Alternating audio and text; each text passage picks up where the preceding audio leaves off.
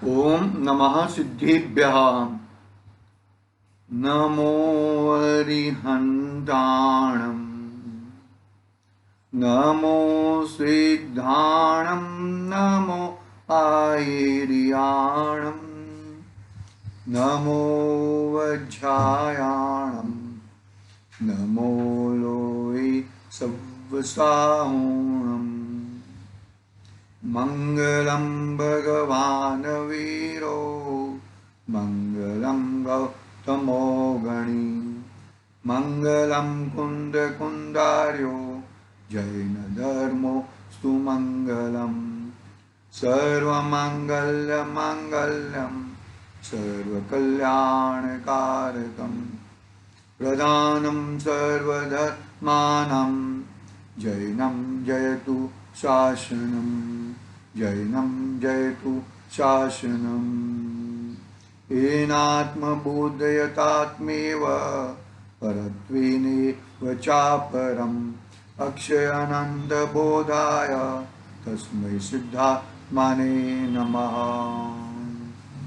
चेतिले चेतन चेत्या विना किम चालसे। आचार्य प्रभाचंद्र देव का मंगलाचरण पढ़ेंगे और 11वीं गाथा प्रारंभ करना है, तो गाथा पूरी पढ़ के आगे बढ़ेंगे। सिद्धं जिनेन्द्रममला प्रतिमं प्रबोधम् निर्वाणमागममलं विबुधेन्द्रवन्द्यम् संसारसागरसमुत्तरणं प्रपोतम् वक्षे समाधिशतकं प्रणिपत्य वीरम्। अपनी गाथा आज 11वीं प्रारंभ होएगी। आचार्य देव बहुत विस्तृतता से बहिरात्म का स्वरूप बताते हैं। बहिरात्मपना तजने योग्य है, यानी कि छेदने योग्य है। स्वरूप स्वरूप में 3 गाथा में आचार्य देव ने मंगलाचरण देवशास्त्र गुरु का वंदन किया। पढ़ते हैं, गाथा पढ़ते हैं हम। नमो सिद्ध परमात्मा को अक्षय बोध स्वरूप, जिनने आत्मा आत्मामय पर जाना पर रूप। फिर अक्षर यानी कि जिनवाणी को नमस्कार किया।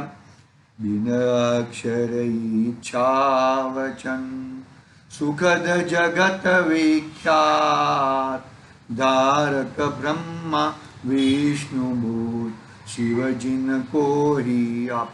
नाम कुछ भी रहने दो, लेकिन उनके गुण होने चाहिए। हमें नाम से कोई मतलब नहीं है। फिर आगे अपनी बात कहते हैं कि मुझे परापर गुरु उपदेश से सब बात मिली है, और वही उपदेश से मैंने मेरे आत्मा को देखा है, और मेरे आत्मा को देखकर आत्मा का स्वरूप कैसा है वो मैं बात बताने का प्रण लेता हूं। वो देखो, चाहे अतीन्द्रिय सुख उन्हें आत्मा शुद्ध स्वरूप, श्रुत अनुभव अनुमान से कहूं शक्ति अनुरूप। क्या कहा? मेरी शक्ति कहां से आई है? कि परापर गुरु के उपदेश से आई है। फिर वो आत्मा का 3 नाम बताए। जो जग में जितने भी आत्मा है वो 3 रूप से पाए जाते हैं। क्या है? देखो, त्रिविध रूप सब आत्मा, बहिरात्मा पदछेद, अंतरात्मा होय कर परमात्म पदवेद। अंतरात्मा बन कर क्या हो गया? देखो, बहिरात्म पद को छेद कर और अंतरात्मा होई कर कहां पर आ जा? परमात्मा में आ जा। फिर बहिरात्मा की बात करते हैं। देखो, बहिरात्मा की गाथा 15वीं गाथा तक रहेगी। फिर अंतरात्मा का 15 या 16 जो भी है देख लेंगे हम लोग। 11वीं में तो आ गए। तो बहिरात्मपना ऐसे ऐसे छूटना चाहिए, जैसे जैसे हम स्टेप आगे बढ़ते हैं ऐसे ऐसे बहिरात्मपना छूटना चाहिए। देखो क्या कहा, बहिरात्मा में भी देखो बहिरात्मपना क्या करता है, अंतरात्मा क्या करता है और परमात्मा कैसा है, वो बात करते हैं ये गाथा में। बहिरात्मा ब्रह्मवश गिने, आत्मा तनय करो, अंतरात्मा मल शोधता, परमात्मा मल मोह।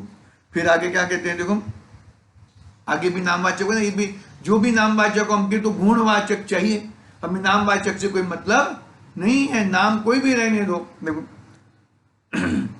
शुद्ध स्पर्श मल बिना प्रभु, अव्यय अज परमात्, ईश्वर निज उत्कृष्टवा, परमेष्टि परमात्मा। बरोबर है।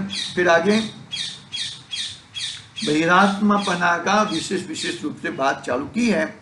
आत्मज्ञान से हो विमुख, इंद्रिय से बहिरात, आत्मा को तन्मय समझ, तन ही गिने निजात। कितनी बड़ी भूल है, मूल में भूल है, मूल में भूल कर दिया है।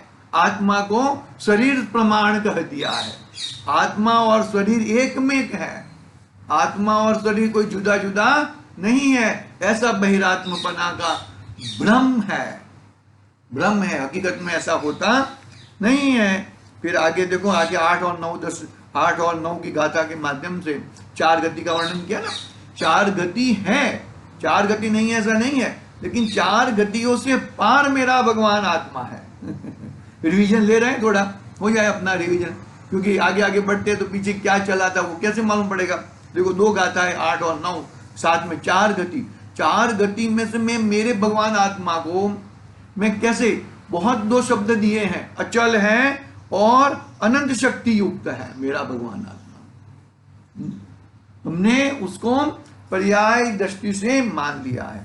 तिर्यक में तिर्यंच गिन, नर तन में नर मान, देव देह को देव लग, करे मूड पहचान, नारक तन में नार की, पर नहीं यह चैतन, है अनंत धी शक्ति युत, अचल स्वानुभव हम।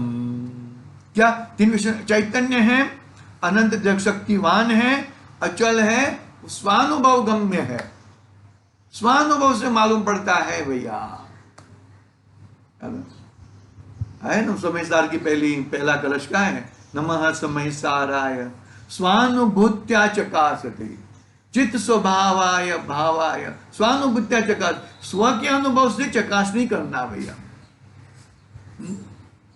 है ना। वो अमूल्य तत्वोच्चार में क्या है, रे आत्मतारो आत्मतारो, शीघ्र तेने ओढ़कू, स्वात्मा में क्या किया कि भगवान मैं आपकी आत्मा को पहचानूं, 2 बार कहा, रे आत्मतारो आत्मतारो, शीघ्र तेने ओढ़कू, स्वात्मा में ऐसे ही मेरे आत्मा में दृष्टि करूं। मुझे तो क्या है, मुझे तो क्या पहचानना है, अरे उसके पास इतना पैसा है, उसके पास इतना है, ये सब है, उसका ऐश्वर्य देखना है। हाँ, तिर्यंच भी एक गली का कुत्ता दूसरे को गली में आता है तो भौंकता है, भगाता है उसको, तो मेरे परिसर में आ गया। मतलब कितना है, वो क्या मानता है। 10वीं गाथा में कहा ना, क्या मानता है, अपने को भी शरीर युक्त मानता है और सामने वाले जीव को भी शरीर युक्त मानता है। जैसा मैं शरीर वाला हूं ऐसा सामने वाला भी शरीर वाला है। भगवान कोई नहीं है, आत्मा कोई नहीं है, जीव कोई नहीं है भैया। पकड़ना बात को, जैसे निज की देह में आत्मा कल्पना होय, वैसे ही पर देह में चेतनता संजोय। इस तरह अपनी 10 गाथा पूरी हुई थी। आज 11वीं गाथा प्रारंभ करते हैं। 11वीं गाथा में अन्य व्यवसाय, हमने कल ले लिया था अन्य व्यवसाय के बारे में, लेकिन आज 11वीं गाथा में आचार्य देव अन्य व्यवसाय बताने वाले हैं। विभ्रम, संशय, अन्य व्यवसाय, जो सम्यक ज्ञान की, यानी कि सम्यक ज्ञान का विरोधी मिथ्या ज्ञान, उसके भेद हैं। यह जीव अपनी छठाड़ा में बताया ना, पहली गाथा में दुखों का वर्णन बताया, संसार के दुखों का वर्णन बताया, और ये संसार के दुखों उसको क्यों मिलते हैं, तो मिथ्या दर्शन, मिथ्या ज्ञान और मिथ्या चारित्र की बात कही कि मिथ्या दर्शन, मिथ्या ज्ञान, मिथ्या चारित्र ही इस जीव के दुश्मन है। दुश्मन यानी कि इसने अपने को, अपने स्वयं से दुश्मन को पाल रखा है। आई बात समझ में? श्रीमद राजचंद्र जी साहब को पूछा कि पहले तो बाहर का बगीचा खुद रहा था, अभी बाहर का बगीचा सूख रहा है। क्या कहा श्रीमद राजचंद्र जी साहब ने? क्या कहा कि पहले मैं बाहर के बगीचों को पानी पिलाता था, इसके लिए वो फला फूला था, अभी मैं अंदर के बगीचे को पानी पिला रहा हूं, तो बाहर का बगीचा सूख जा रहा है। ज्ञानियों के वचन खतरनाक होते, खतरनाक यानी कि इतने इतने मार्मिक रहते हैं, इतने तलस्पर्शी होते हैं कि अपनी अपनी चीज को दिख जाए।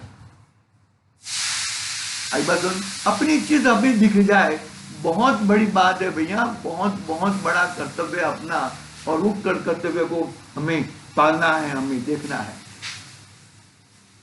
अन्य व्यवसाय, अनध्यवसाय, संशय, विभ्रम को हटाना है।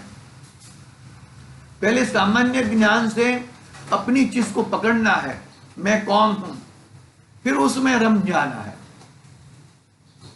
इसमें रम जाना है भैया, अपनी चीज में रम जाने का है, और कुछ करने का नहीं है भैया। समझना बात को अच्छी तरह से, इतनी मजबूताई से पकड़ो कि अभेद किला है मेरा, एक अभेद किला में कोई भेद ना कर सके, कोई छेद ना कर सके, ऐसा मेरा अभेद किला है। उसको भेद अपना ही आदमी कर सकता है, बाकी कोई उसको भेद बता सकता नहीं है। भेद क्या ना, जो राज्य रहता है ना, राज्य के अंदर वही राज्य के नागरिक ही थोड़ा गड़बड़ कर देते हैं, थोड़े लालच के कारण।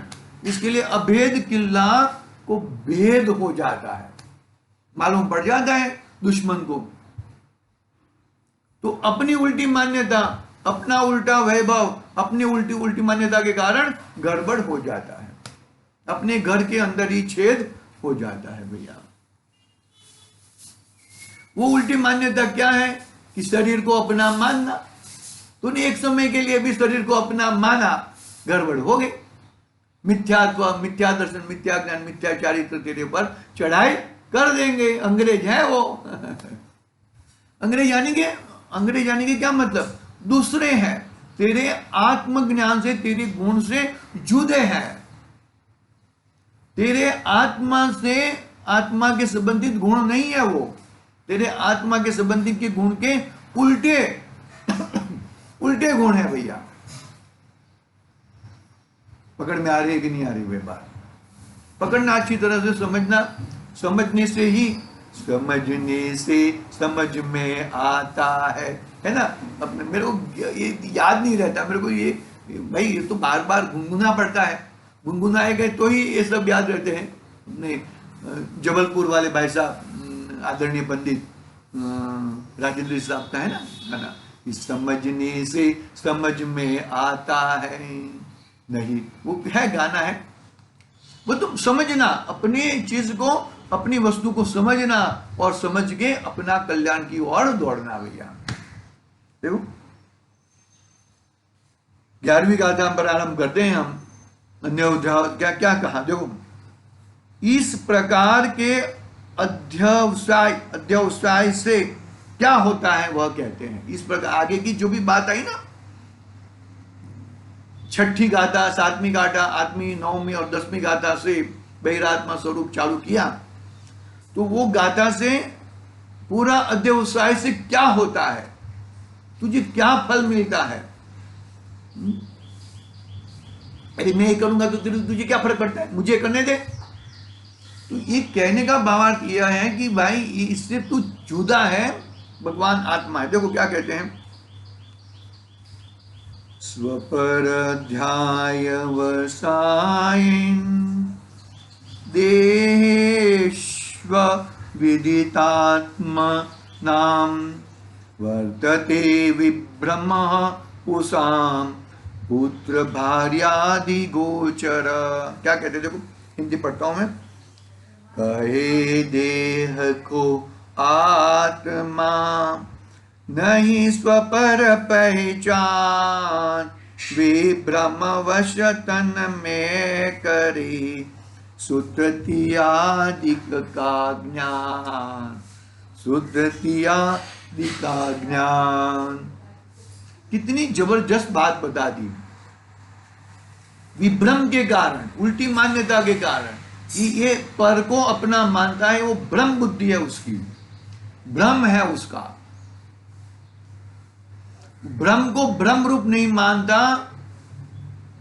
और भ्रम को आत्मजनित मानता है।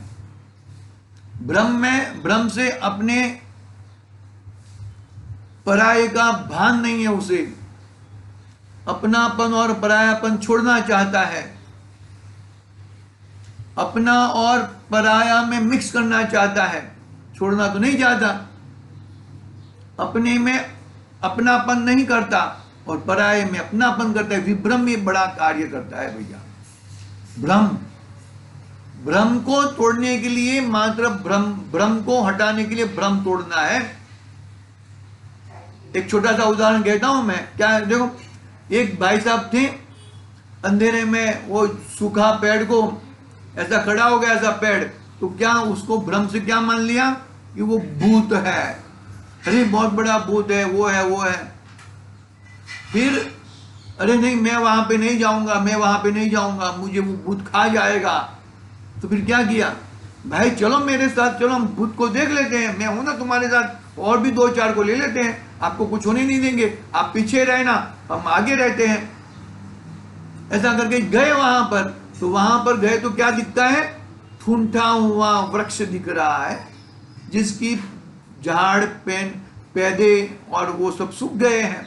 एक ठूंठा वृक्ष दिख रहा है। उसको विभ्रम से क्या मान बैठा था, भूत मान बैठा था। ऐसे ही विभ्रम से, भ्रम से शरीर को अपना मान बैठा है। उस शरीर को अपना मान बैठा है तो शरीर को ऐसे भ्रम को हटाने के लिए भ्रम को तोड़ना है, दिखाना है।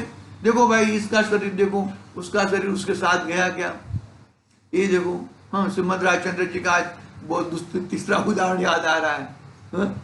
छोटे थे, बहुत छोटे थे, उनके चाचा का देहांत हो गया और सब लोग बांध के लेके गए और जला दिया। उनको जाने की अलाउड नहीं थी वहां पर साथ में, लेकिन वो एक झाड़ पे चढ़ के देख रहे थे सब। फिर दादा को आके पूछा, क्या पूछा कि चाचा को बांध के लेके गए और फिर वहां पे जाके आग लगा दी और जला दी। दादा हमें बताओ ये क्या हुआ करके। तो दादा ने यह बताया कि बेटा जो जल गया है, जो जल रहा था, वो चाचा नहीं थे। वो तो चाचा का आत्मा तो निकल गया था। चाचा का आत्मा तो निकल गया था, तो फिर क्या बचा था कि वो तो बारदान बचा था। तो क्या किया बारदान का, तो बारदान का तो भाई वो देह संस्कार करने ही पड़ेंगे। तो वो समय में श्रीमद राजचंद्र जी को आत्मज्ञान हुआ था, इतनी छोटी उम्र में। कैसे छोटी उम्र में छोटी कैसे प्रश्न रहते हैं। अभी आजकल के बच्चे क्या प्रश्न, पापा ये देखो इंटरनेट नहीं चल रहा है, ये नहीं चल रहा है, वो नहीं चल रहा है, ये मोबाइल बरोबर नहीं चल रहा है। वो आजकल के बच्चों के प्रश्न रहते हैं। कहने का बात, देखो अभी भी ऐसे बच्चे हैं, अभी भी ऐसे नहीं, ऐसा नहीं है, अभी भी है बच्चे ऐसे तो जो तत्व ज्ञान को जोड़ देते हैं, जो वेद विज्ञान को जोड़ देते हैं, ऐसे भी बच्चे हैं। ठीक है, आगे बढ़ेंगे। क्या क्या बोलते हैं यहाँ पर आचार्य देव, क्या कहना चाहते हैं, जरा शांति से समझते हैं हम लोग कि अध्यवसाय से अध्यवसाय से यानी कि उल्टी मान्यता से, भ्रम से तूने देह को अपना मान लिया है। देह है तब तक देह के हिसाब से देह को देख, लेकिन देह को आत्मा में मत देख। देह और आत्मा में जुदापन है, वो जुदापन है तो जुदा जुदा देख। एक देख के क्या फायदा भैया, एक देखेगा तो गड़बड़ हो जाएगा। हाँ, जो देह में होता है वो अपने में मानेगा, और जो अपने में होता है वो तो तेरे को अपना तो मालूम ही नहीं है कि मैं कौन हूं। बस समझ में। अन्यवाद में पढ़ लेता हूं, टीका कल प्रारंभ करेंगे। ये भी बहुत छोटी गाथा है, विशेष स्पष्टीकरण भी है, बहुत ही महत्वपूर्ण बात है इसके अंदर। हमें ये भ्रम तोड़ने के लिए भ्रम को हटाना है। भ्रम को नहीं हटाओगे तो गड़बड़ हो जाएगी। देखो, आत्मा के स्वरूप से अज्ञात पुरुष को क्या क्या कंडीशन लगाया? जिसने आत्मा को आत्मा नहीं माना और शरीर को शरीर नहीं माना, आत्मा और शरीर को एक में एक माना है, ऐसे अज्ञात, ऐसे अज्ञानी जीव। देखो, आत्मा के स्वरूप से अज्ञात पुरुष नींबू को नींबू नहीं कहता और संतरे को संतरा नहीं कहता, दोनों में गड़बड़ है। नींबू की जगह पे संतरा लेके आता है और संतरा की जगह पे नींबू, तो उसको ना नींबू का ज्ञान है ना संतरे का ज्ञान है ना? जो यदि नींबू के संतरा का ज्ञान होता तो वो तो संतरा तो एटलीस्ट नहीं लेके आता। कहने का भावार्थ ऐसा है कि उसको शरीर का स्वरूप भी मालूम नहीं है और आत्मा का स्वरूप भी मालूम नहीं है। दोनों का स्वरूप मालूम करना है, दोनों का स्वरूप मालूम करके भेद विज्ञान करना है भैया। पकड़ना बात को, बस एक लाइन है, पढ़ लेता हूं मैं, कल उसका विशेष लेंगे। आत्मा के स्वरूप से अज्ञात पुरुष को शरीरों में अपनी और पर की आत्मबुद्धि के कारण से पुत्र स्त्री आदि के विषयों में विभ्रम वर्तता है। मैं यहां पर लेके जाऊंगा और ये सब आशीर्वाद दे देंगे तो मेरा कल्याण हो जाएगा। भाई, तेरा कल्याण ऐसा होता नहीं है। भाई बस समझ में। समय सार की गाथा 5वीं याद आ रही है, लेकिन मैं नहीं बोलूंगा। समय सार की गाथा 5वीं याद कर लेना। टीका 5वीं गाथा की टीका। सजानंदी शुद्ध स्वरूप